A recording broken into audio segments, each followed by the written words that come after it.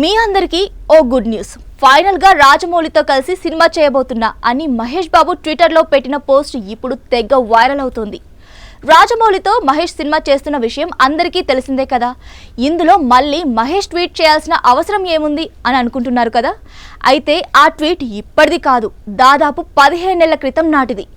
అప్పటికి మహేష్ బాబు త్రివిక్రమ్తో కలేజా సినిమా చేస్తున్నాడు. 2010 మే 22న మహేష్ బాబు ఈ ట్వీట్ చేశారు.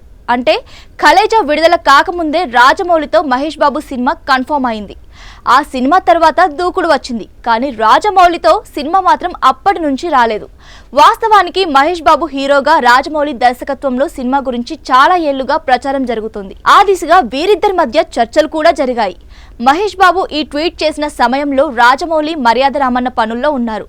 మగధీర వంటి బిగ్గెస్ట్ బ్లాక్ బస్టర్ తీసిన తర్వాత మీడియం రేంజ్ బడ్జెట్ తో మర్యాద రామన్న చేసి అందరినీ సర్ప్రైజ్ చేశారు రాజమౌళి. దీని తర్వాత మహేష్ బాబుతో సినిమా అనుకున్న కొన్ని కారణాల వల్ల వాకౌట్ కాలేదు.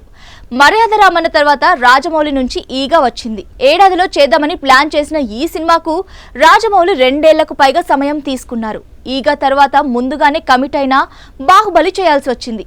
ఆ తర్వాత ఏం జరిగిందో అందరికీ తెలిసిన విషయమే.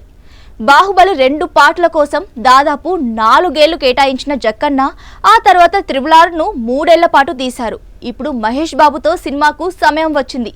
15 సంవత్సరాల క్రితం నిర్మాత KL నారాయణ తన బ్యానర్లో సినిమా చేయడం కోసం మహేష్ బాబు రాజమౌళికి అడ్వాన్స్లు కూడా ఇచ్చారట. ఇన్నాళ్లకు ఈ cinema పట్టాలెక్కింది. Rajamouli Mahesh Babu combo movie ఎంత ఆలస్యమైందో అంతకు 10 రెట్ల ఫలితాన్ని ఇస్తుందని ఫ్యాన్స్ నమ్మకంగా ఉన్నారు.